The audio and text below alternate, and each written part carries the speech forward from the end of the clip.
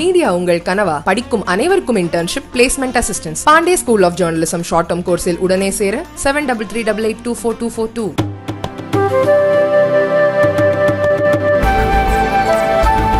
கடந்த 2021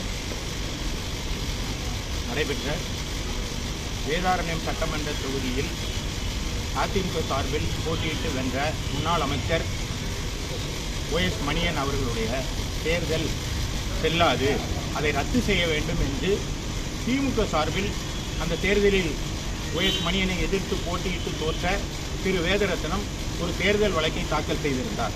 இந்த வழக்கில் OS மணியன் தேர்தல் முறைகேட்டில் ஈடுபட்டார் என்பது அவருடைய வழக்கு.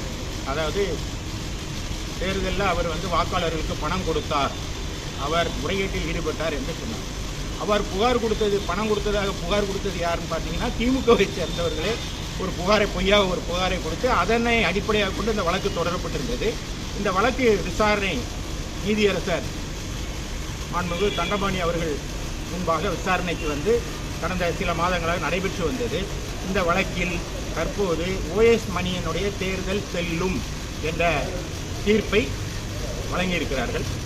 வேதரத்னம் தொடர்ந்த வழக்கில் எந்த முகாந்தரமும் இல்லை என்று கூறி அந்த வழக்கை டிஸ்மிஸ் செய்து OS மணியன் அவர்கள் தேர்ந்தெடுக்கப்பட்டது செல்லும் என்ற அறிவிப்பை மாண்புமிகு நீதியரசர் தண்டபாணி அவர்கள் தீர்ப்பை என்று வழங்கியிருக்கிறார்கள்.